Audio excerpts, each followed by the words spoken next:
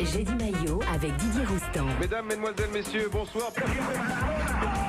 Extraordinaire coup de tête de mon Basilou. Tous les jeudis dans Y'a pas Péno, Didier Roustan nous raconte l'histoire d'un maillot de légende. On vous écoute, Didier. Alors là, c'est la légende et des maillots comme ça, il n'en existe plus. Ah C'est un joueur Urban Zik qui a joué avec l'équipe nationale de RDA de 61 à 69, qui a fait les Jeux Olympiques de Tokyo en 64. Il perd en demi-finale contre la Tchécoslovaquie. La finale sera remportée par la Hongrie parce qu'à l'époque, tu pouvais pas avoir de joueurs professionnels et tous les joueurs à l'Est étaient considérés comme non professionnels. Donc les Jeux Olympiques, c'était toujours l'URSS, la Hongrie, la Tchécoslovaquie, la RDA, etc.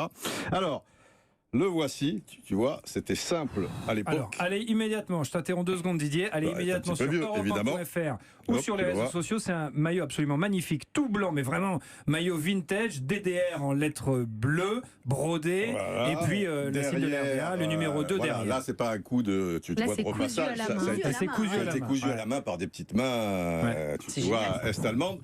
Alors, le mur, tu sais qu'il a été érigé en 1961, ce qui est quand même incroyable parce que tu vois les Russes arrivent avant tout le monde pour libérer Berlin, donc on est en 45, donc c'est en 61. Mais la République démocratique allemande, elle est née en 49. Mais comme il y avait un petit peu de mesures de sécurité pour que les gens passent pas à l'ouest, mais c'était forcément poreux, ça veut dire qu'entre 49 et 61, il y a 3 millions d'Est-Allemands qui sont passés à l'ouest, tu vois, c'était encore jouable. C'est pour ça que dans la nuit du 12 août au 13 août, si j'ai bonne mémoire, ils érigent ce pont de plus de 150, ce mur de la honte, de plus de 150 kilomètres, qui va tomber le 9 novembre, si j'ai bonne mémoire, ou dans ces eaux-là, 1989, et l'Allemagne sera unifiée.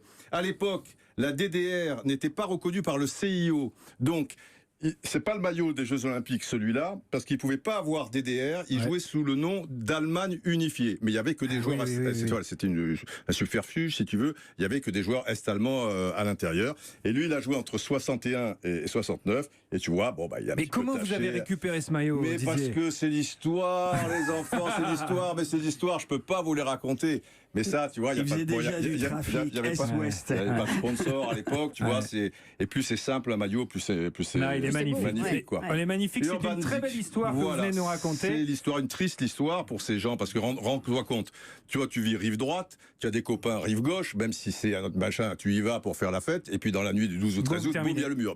Surtout que les familles étaient divisées. Voilà, il y a des familles qui étaient là, des trucs et tout. Super jeudi maillot, très belle histoire racontée par Didier Roustan. Vous pouvez retrouver ça évidemment en podcast sur Europe1.fr et puis sur tous les réseaux sociaux. Il n'y a pas de merchandising. Et vous savez la tradition, vous connaissez la tradition, Yann Massenet? Quand vous êtes invité le jeudi dans Y'a pas Péno et qu'il y a le jeudi maillot, eh bien Didier Roustan vous offre son maillot. Donc ce maillot est pour vous.